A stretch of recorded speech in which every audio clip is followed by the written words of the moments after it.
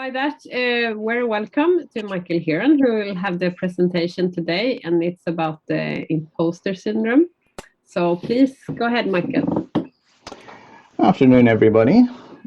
So this is undoubtedly the talk I'm giving that I've been the most nervous about for the longest time, because it's been on the schedule for, I don't know, 6 weeks or so, and for every one of those 6 weeks I've been thinking to myself, I'm going to have to tell people how much of a fraud I am. And it's really difficult to do that kind of thing, particularly when you've made a career out of pretending that you know what's going on. But the thing is, I am a fraud, and there's a whole massive range of reasons as to why that's the case. Every single job I've had has felt like an accident. It's felt like I just stumbled into the room, gave a presentation that I thought was completely incoherent, managed to bluff my way through an interview panel who clearly weren't as smart as I thought they were, because otherwise they wouldn't have hired me. And then at a certain point, maybe 4 or 5 years, which is the longest I tend to spend in a job, I go on to another job before all my mistakes catch up with me. So I'm perpetually sort of leaping into a new job to escape the mistakes I've made in the previous ones. The work I do for public outreach is absolutely nonsense. I mean, most of my research is on the topic of accessibility, and I don't have a disability. So I don't know what it's like to be somebody with a disability using a computer or playing a game or something. I literally may as well just print out some random stuff, stick on a dartboard and throw darts at it for how accurate I'm likely to be. Because I don't live with those kind of conditions. I don't have any embodied experience. And then when it comes to research more generally, I mean, it's a farce. Most of you who have Instagram accounts or Twitter accounts, you can make a post and it'll be seen by more people than a paper I spend months and months writing. And even if people do read the papers, what's the point? There's nothing interesting in them. When I went to a conference once and I got asked by somebody there, so what are the important papers that you've written? And my answer was, I work in games. I've never written an important paper in my life. Because I don't really feel like anything I do actually matters. And when it comes to teaching, when it comes to these kind of seminars and such, there's no reason any of you should listen to me. I'm not an expert in imposter syndrome. I don't know anything about it. I mean, I'm massively wasting your time by having this seminar in the first place. So it's only a matter of time, and I feel this sort of on a constant basis, but it's only a matter of time before people realize that I'm exactly the charlatan that I've always felt I'm going to be. And one of the reasons why I wanted to give this talk was because now there is a talk called I'm a Fraud, sort of formally registered. So it's not like people can fire me for it now. I've admitted it. It's on record. I'm safe because I've just admitted this thing that I don't deserve this job. I don't deserve to be here. And there's absolutely no reason at all why any of you should listen to a single word I say. But since you're all here anyway, listening to me talking about something I don't know anything about, let's maybe dig a bit deeper into that. Because that particular set of observations about myself may have sounded familiar to you. Not necessarily the specifics of it, but in terms of the general tone of, I don't deserve to be here. Everybody around me is so much better at this. It's only a matter of time before people realize I don't belong.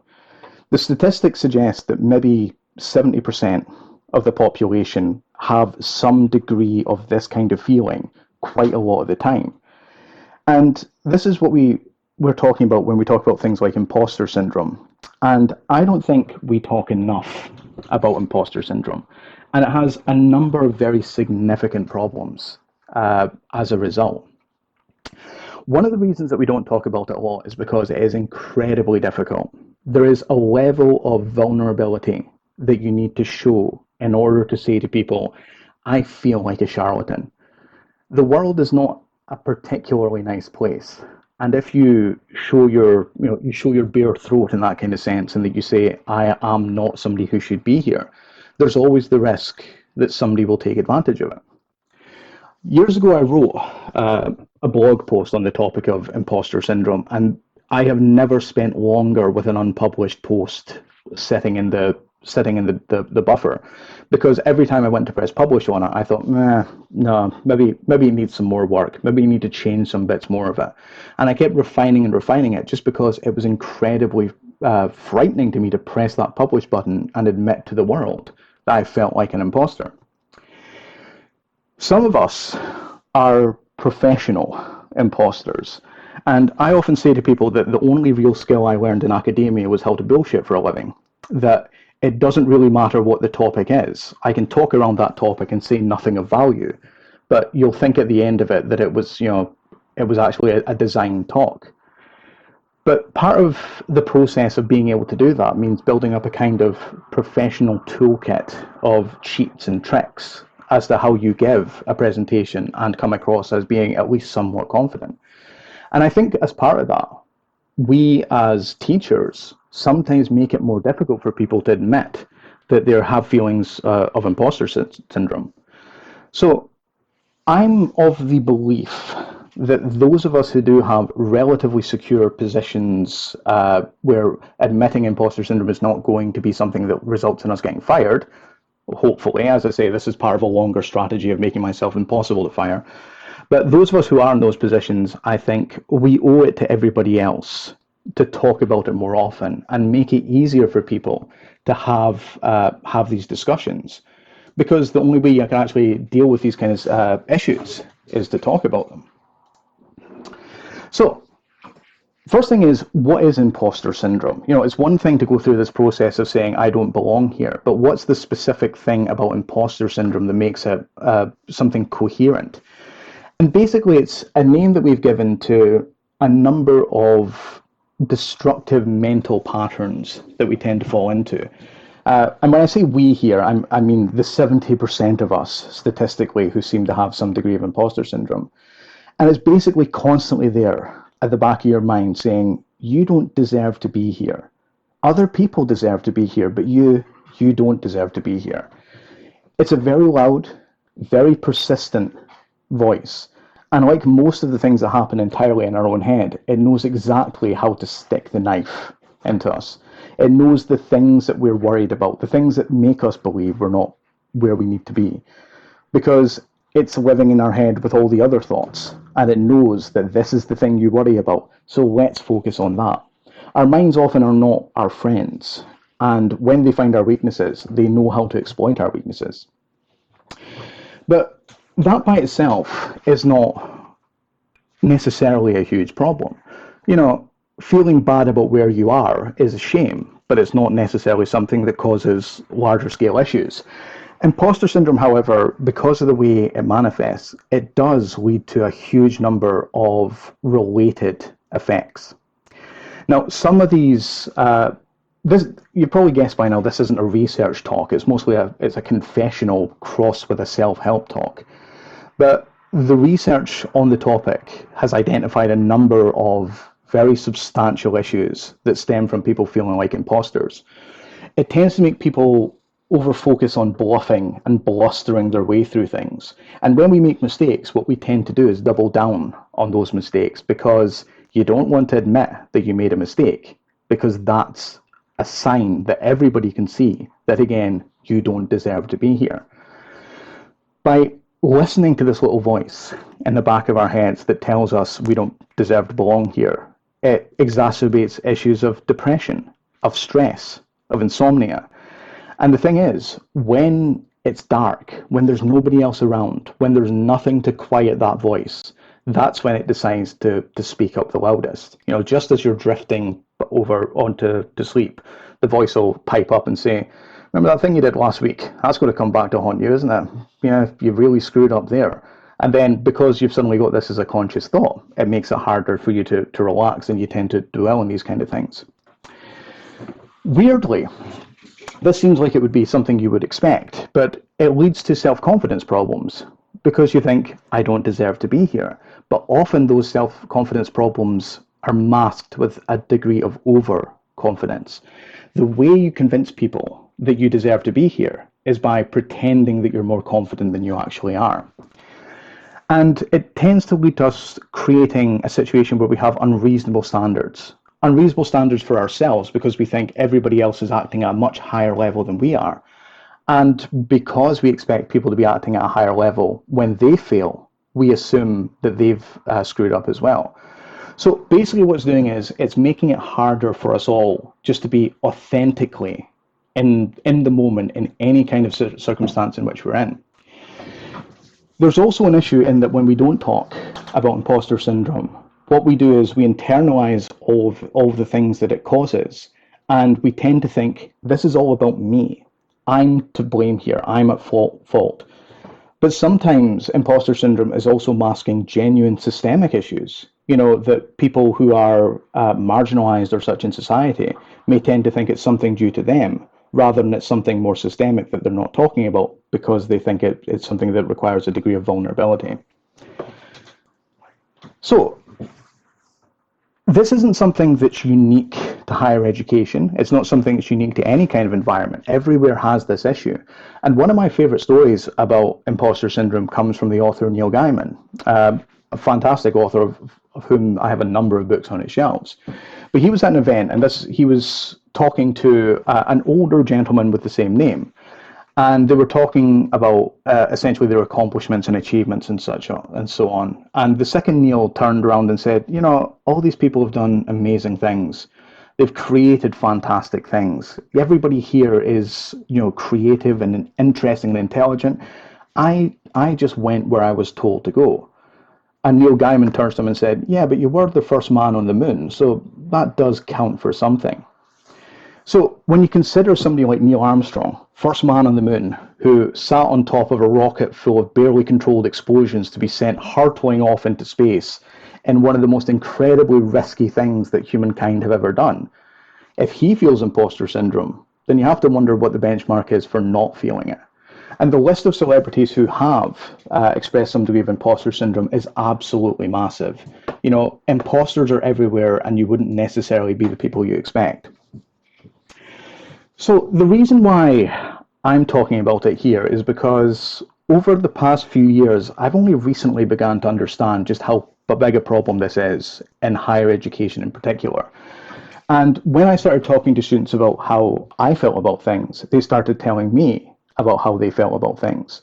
And I realized my understanding of the relationship between teacher and student was fundamentally broken, because it turns out people don't see me the way I expect them to see me. And some of that is because I've become so good at faking my way through things that I'm actually making the problem worse. Many students, and I don't want to speak for any of you here, maybe it's the case that none of you actually do genuinely feel like your lecturers know what they're talking about, but many students in many places do feel that their lecturers have some kind of advanced, higher understanding, not of their topic, but of life in general. And in a lot of cases, students don't realize that most of us are just faking it every single day because life is too complicated for you to get by without faking a few things here and there. So for those of us who are teachers, I want to sort of put forward a suggestion that it's a good idea for us to work to lower the bar of expectation that students have on us, to not worry so much about putting forward a polished and professional performance, but instead putting on an authentic performance. I use the word performance there because I think of lecturing as like being on a stage for a play. You're not being yourself, you're going through a very rehearsed process.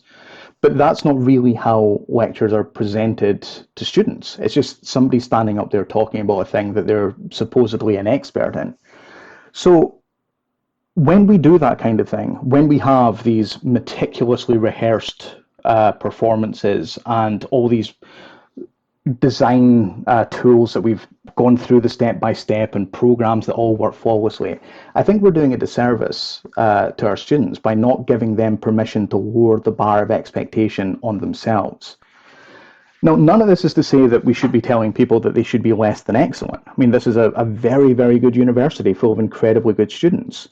But what I think we need to be doing better is we need to be more authentically showing how excellence is really achieved. That it's not the polished performance or the final product, that it's about the process that takes you there. And mostly those processes are built on mistakes and errors and spending hours and hours trying to solve a simple problem that any first year student would struggle with. So if we work to sort of lower the barrier on where expertise is perceived, we make it easier for everybody to have a more realistic representation of what it means to actually be a high performing individual in any given field. So 3 short stories about what brought me to this realization that imposter syndrome is a major issue for a lot of students. One class I was doing about programming in another institution, I sat down with a student who was incredibly smart. She was easily one of my smartest students, and the work that she was doing was of a very high level for the place where she was in the course. But I sat down with her to talk through a problem she was having, and she said, just out of nowhere, I'm never going to understand this. I spend hours trying to do something, and you come along and you explain it in a few seconds, and I just feel stupid at the end of it. I don't feel as if I'm learning this to the level that I'm going to be able to do anything that you do. So that surprised me, because I was under the impression it was obvious that I often had to just Google the answer to basic questions before I go into a class. You know, I work in a lot of different programming languages. Those programming languages all have their different quirks, but I will never not have to Google how do you add 2 strings together in PHP, because it's just so unusual in comparison to how other programming languages work. So just how do you add 2 strings together? How do you declare an array? And for those who are doing design-related topics, you know, any kind of simple, trivial thing, like, for example, if you're using Maya or Blender, how do I select a vertex? You know, how do I change the color of this circle? I Google that stuff on a regular, ongoing basis. And it's something that when other people feel as if they have to do that, they think, I should know this. Your heads are always leaky. You know, things fall out of them. You put new stuff in and other stuff comes out the back. It's like an overstuffed suitcase. So when you get into the habit of thinking this person doesn't have to Google for these kind of questions, you're getting a flawed perspective on how they actually understand their topics. Another student in the same class, after I gave an answer to that question, she said, you know, you say that you need to Google everything, but you sit down and you solve all the problems I have pretty much instantly. And I've never seen you have to Google anything. Now, it's amazing what imposter syndrome does, because what it basically did in that case was completely rewrite her memories. Because I Google stuff constantly in front of students. When I don't know the answer and when I can't work out the answer, the first thing I do is say, well, let's ask Google. Let's see what Google's got to say about this. And I've never sat down and instantly solved anybody's problems. I wish I could. I wish I could be so good at programming that I can just glance at somebody's screen and say, yeah, you've missed a semicolon, and just walk past. But I can't. I just cannot do that. And I've been programming since I was 6 years old. What I do is I sit down with people because I cannot understand their programs. I need them to explain their programs to me. And what tends to happen 90% of the time is they've solved their own problem. You know, there's a thing in software development called rubber duck debugging, which is you put a rubber duck on the top of your screen and you talk to that duck. You talk through what it is that isn't working and why it should be working, because the act of verbalizing an issue often changes the way you think about it, and it leads you to the answer. In 90% of the cases where I sit down with a student, I'm just a rubber duck. That's all I am, just letting them explain what their problems is and working out what the solutions are. But that's not the perspective that they had, because, again, imposter syndrome rewrites your memories. A different student, a few weeks later, sat down with me, and he basically asked me this question: is everybody in higher education is everybody as good as I think they are, or am I just uniquely stupid? And it was such an interesting question to ask out of nowhere, because he was a very good student, but he'd looked around and he looked at the jobs that he was applying for and thinking, I can't do that. I don't know enough about these topics. He was looking at the courseworks that other people were doing and saying, I couldn't do their courseworks, not realizing that also they probably couldn't do his, because we're all very unsure about what other people are capable of doing. I was hugely surprised at these kind of comments, Because for years, I've had a style I call visible failure, which is I will make mistakes in front of people. And yeah, imposter syndrome, pretend it's intentional. But the idea is that, if you make big mistakes, small mistakes, then people realize that making mistakes is part of the process. I don't come in with immaculately constructed code. I come in with some ideas and some IDE, and I write some code and make mistakes, and then we talk through what those mistakes are. But even with that, what I've noticed is that over the years, I've sort of developed this toolkit that makes it easier for me to pretend I know what's going on. And there's a whole pile of them. I'm only going to talk about a couple of them here just to show you how easy it is to mask this facade of being an imposter. One of my favorite ones, and I use this quite a lot, is it's what I call the thoughtful pause, which is you stop speaking for a bit with the expectation that people look at you and think, oh, he knows this topic so well, he's struggling to find exactly the right word to convey a complex topic. And whenever you do that, what you tend to find is that people sort of hang on that thinking, oh, what's coming next must be good. He's had such a good ramp up to this that now he's just trying to be perfect with what comes next.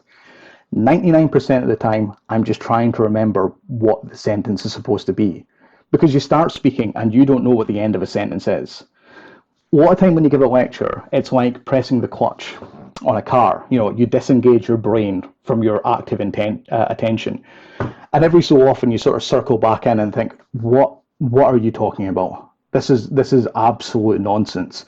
I don't know where you're going with this. Let's find out together. And occasionally that thoughtful pause is just a chance for me to say, right, I don't know what's happening next. Let's just take a breath and try and work out a coherent end to what you started with. One of my other favorite techniques is to show, if it's a practical class, to show the worksheet that people are working through. So this visible failure thing I do always comes with a worked sheet of what the code is supposed to look like, because otherwise it's really confusing for people.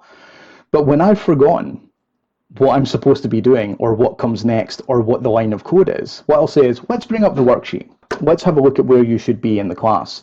And I bring that up on the projector back when we were in classrooms and we had projectors. Bring that up on the projector so I could remember what was supposed to happen next. But what I've started to say to people is I've started to tell them, look for this. Look for these kind of things, because every time you see me or other people doing something like this, it's a sign that they're papering over a less than polished performance. But still, that doesn't really feel like enough just to be pointing out these kind of things. So what I'm going to introduce you now is to what I call the imposter Death Star. And this is a Venn diagram that basically shows the problem in a nutshell. Where we have our planet destroying laser is this tiny circle, and it contains the text, what I know. And it's embedded in this much larger circle, which is what everybody else knows. And this is imposter syndrome in a diagram. We think we don't know very much in comparison to what other people know. As an example of what you might experience this working in a class with people. When the lecturer stops talking and says, right, okay, so this is what you do, this is what you're supposed to be doing here, off you go and do it. And there's sort of a moment where people go, oh, okay, he stopped talking. And then suddenly all the typing starts. And for some people, you're going to think, I didn't understand a word of that. I'm just completely at sea, and yet everybody else just instantly started typing. I must be uniquely incapable of understanding this. But you can only see what you see from the keyboard. You don't see what the lecturer sees when they're walking around, which is one person on Facebook asking their friends, did you understand any of that? Because I'm completely lost. And somebody else is just typing at random in the hope that some of it starts to make any sense. It's really easy to focus on just you. You're not typing. Therefore, everybody else must know better what's going on. But the thing is, that's not the truth. That's just the lie that imposter syndrome is giving you. The Venn diagram at the top here, that is not how reality works. This one here at the bottom, that's how it works. You know a whole pile of stuff. Some of it is really cool. that nobody else knows. Some of it nobody can even remotely know. You are the world expert in your own life, and your own life will come with conclusions and thoughts and experiences that other people don't share.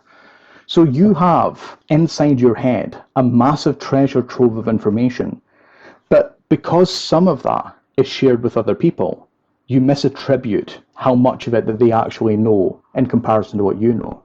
So realistically, when you think to yourself, everybody knows much better than I do, that's going to be true for some things, but it's not going to be true for everything. In fact, it's not even going to be true for most things. What imposter syndrome does is it makes us give too much credit to other people for what they achieve and not enough credit for ourselves. Baz Luhrmann, who's a director who gave a commencement address at some American university or another, said, your choices are half chance, but so are everybody else's. And that's true. You know, everybody gets where they are through a blend of their ability and through just sheer randomness and chance. Karl Marx, I say this is a quote from Karl Marx, but basically he took 2 paragraphs to say this, and this is essentially what he meant. We make our own fates, but in circumstances that we don't choose. So we do the best we can with the hand that we're dealt, but sometimes it works and sometimes it doesn't. You can do everything right and still fail. And that doesn't mean that you're an imposter. It just means that life doesn't work in the way that everything necessarily goes the way you want it to go. Teddy Roosevelt has one of the smartest things that anybody's ever said about happiness and imposter syndrome, and it's comparison is the thief of joy. Because what you see when you look at somebody is, well, what you see when you look at your own life is the raw footage from half a dozen cameras that would just end up in a directory somewhere and would never see the light of day. But when you look at somebody else, what you see is the cinematic cut of their life. You don't see what's happening inside their heads. And so you're comparing the whole pile of doubts and mistakes and problems that you've had to the societally presented version of somebody else. And that's never going to be a fair or accurate comparison. So knowing that this is an issue is one thing, but the bigger question is, what do we actually do about it? And the first thing is, the first way you break out of these kind of patterns of thinking about yourself as an imposter is just recognizing that they exist. A lot of psychological patterns are broken just by identifying that those patterns are there. I mean, that's the basis of cognitive behavioral therapy, that you identify when your mind's doing something bad, and then you try and convert it to do something good instead. But what I think the bigger thing is not just identifying that imposter syndrome is a thing and maybe you have it. It's talking to people about it, because there's nothing quite like identifying other people feel the same way to make it feel okay for you to feel the way you do. Like the conversation that we were having before we actually started this, it's incredibly helpful to hear people saying, yeah, I feel like an imposter, especially when it's people where you think to yourself, there's no way on earth that you can think of yourself as an imposter. If you are in a position of privilege, which, you know, some of us are, where the only damage you can do to your pride is to your pride, well, just go ahead, talk about it. The absolute worst that can happen to me from talking about how much of a fraud I feel like is that people can agree with them, agree with the idea that I am a fraud. And I already feel that way, so it's not going to actually change anything. There's nothing that can really badly happen to me as a result of me saying I think that I'm an imposter. But the reason why it's important for people like me to talk about it is because it's a lot riskier for some people. You know, that position of privilege is not shared equally. Teaching evaluations show, for example, that women are routinely harshly reviewed for behavior that men are positively reviewed for. So, you know, it's not a case that you can talk about this equally or without risk in the same kinds of cases. So if you are in a position where you can talk about it, absolutely do, because it makes things so much easier for other people. Right, I know, conscious I'm running short of time, so I'm going to skip past that small story here and move on to this next thing. I've talked a little bit about this idea of, you know, that you project an illusion of confidence, but that's not really quite as important as having a willingness within yourself to have compassion for the way your own mind works. Self-confidence is hard. Self-compassion is much easier. So don't talk to yourself the way that you talk to yourself. Talk to yourself the way you talk to a friend, because you wouldn't tell a friend that they're useless and shouldn't be here. because you know that that's not the case. Instead, you would talk to a friend, acknowledging their contributions and pointing out just how good they are at certain kinds of things. What that does is doesn't fix the problem of imposter syndrome, but what it does is it gives you permission to have imposter syndrome, to live with imposter syndrome, and recognize that, okay, yeah, true, I am an imposter, but so is almost everybody else. And if we are aware that we're all imposters, if we're all faking it, then it takes the burden away. It takes the pressure off for any of us to actually be anything other than imposters, because I don't know how to fix that particular problem. So, final thing. If you think to yourself, I would really like to talk about this with some people, your first port of call I would recommend would be your friends, because your friends probably do feel this way. And if you talk to them about it, you'll be surprised how ready most of them will be to admit it. It's kind of like, pushing on an open door. You think, that's closed, there's no way in there. But as soon as you say, I feel like a fraud, suddenly everybody starts rushing through it, because it's like just flicking a key in a lock. But that's dangerous and scary, and it requires you to be vulnerable, because what if you say, I feel like a fraud, and your friend says, I cannot relate. I have no idea how that feels. So what I'm also going to say is, if you feel in any way, shape or form that you want to talk about this, but you don't have anybody you feel confident in talking about it, feel free to drop me an email. I've already admitted I'm a fraud. So I'm not going to send back saying, well, I don't agree with that. So if you do need somebody to talk to about this, feel free to consider me somebody who is a willing audience for whatever it is you've got to say. You will, if you want a more sedate overview of this topic, you'll find that there is a blog post that's basically this talk written down. So if you need something to reference to, then that's available to you as well. But really just the summing up is, I'm a fraud. And how about you?